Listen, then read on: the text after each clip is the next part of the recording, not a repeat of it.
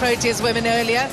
And it's these two men on screen, Vian Mulder and Tony de Zorzi, looking to set the platform for South Africa. Keshav Maharaj won the toss, elected to bat first and said we want to put runs on the board.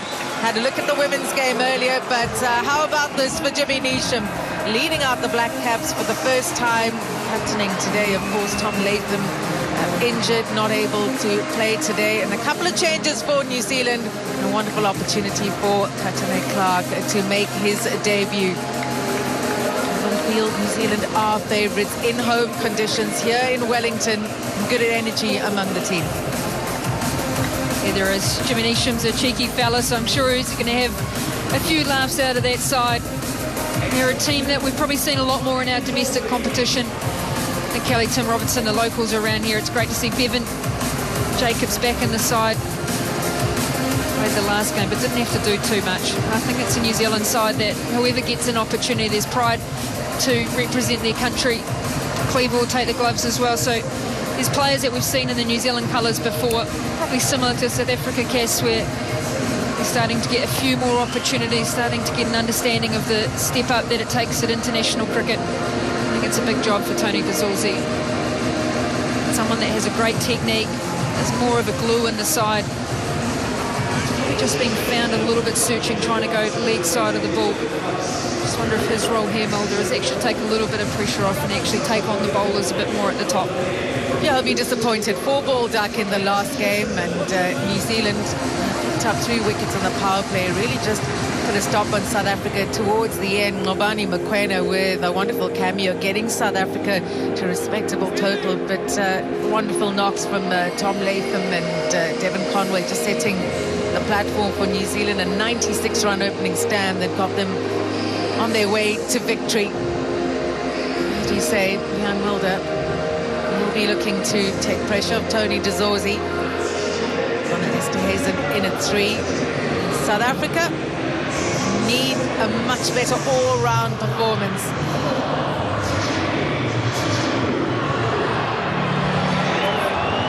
Game on here at Henry Stadium. Wonderful atmosphere, good family atmosphere here in Wellington. Jameson, towering figure, ball in hand, ready to get us underway.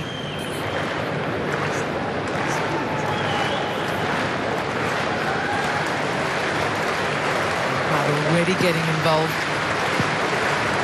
Here's Jameson to Mulder. Starts off with a beauty.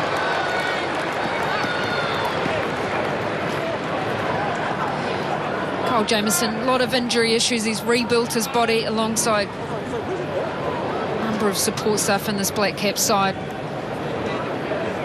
I just feel like he's now getting through the crease a lot better. He's reduced the amount of jump that he has in his bowling crease to take that load off his body.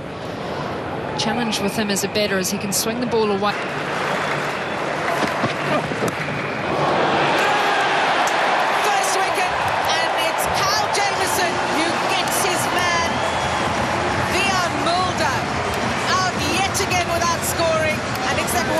You're talking about Katie Martin.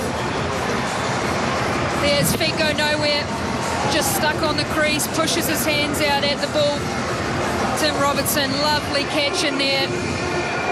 He's such a great character with the ball early. Jameson, early wicket in the power. Possible start for South Africa. Back-to-back ducks for Vian Mulder. Brings Connor Esterhuizen out to the middle. Opened earlier in the series, dropped down to 3. Looking for a fast start between Mulder and de Zorzi. It hasn't come.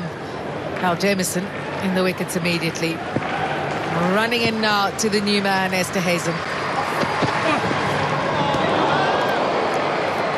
Right on the money up top is Kyle Jameson.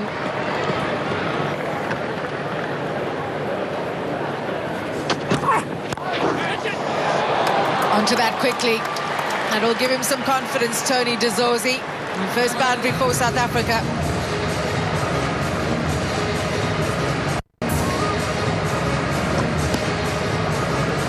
He's very good on the pull shot, de Zorzi. Well, it's been his downfall, trying to hit on that leg side so far. A lot more control in that shot. It's a ground where you want players to be able to drive.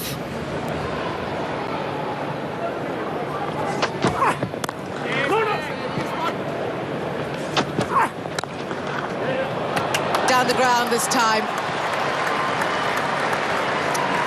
Tony Dezorzi getting into his work. 10 for 1.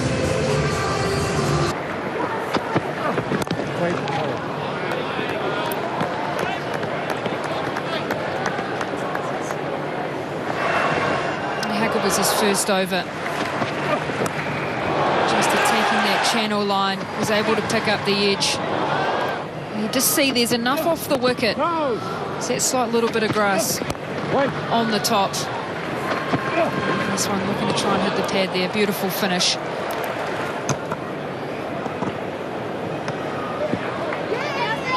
That's for sure.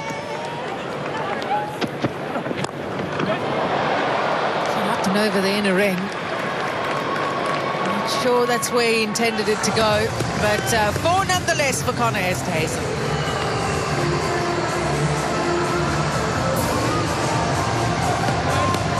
Yeah, looking to force that up and over mid-off, just come out of his stance slightly on that shot. It's very short boundaries, square of the wicket here. When you look at the data, Cassie, the wickets have gone to pace bowlers. That is good connection from Connor Esterhuizen into the crowd for 6. Now, when you talk about a plan against a batter, you know as a batter what the team are trying to do.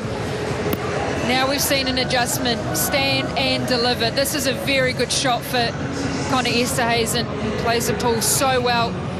He's been brought up in grounds, Cass, hasn't he? Where there's good pace and there's good bounce. We're seeing that weak line that he's had this series. So stand and deliver stuff from Connor Esterhuizen. 1 bounce for.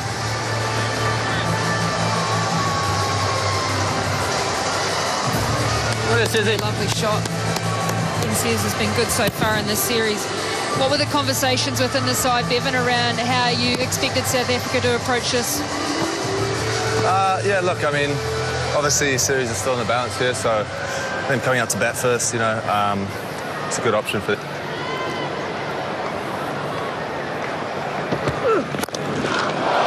He goes again, and this time even better. 6 runs to the name of Connor Esterhuizen, and the South African flag is flying high in Wellington. I think this was caught in the crowd, was it? Looked like a stellar crowd catch, that one. Did you get that, Bevan? Yeah, I saw it. It looked pretty good. Oh, that is outstanding. How would you rate that one, Bevan, for you? Yeah, I guess, you know, you're always going to back your personal game. Just give me 1 second, sorry. Well, Susie, yeah, you know, you're always going to go out there and back yourself. And for me, you know, T20s has been going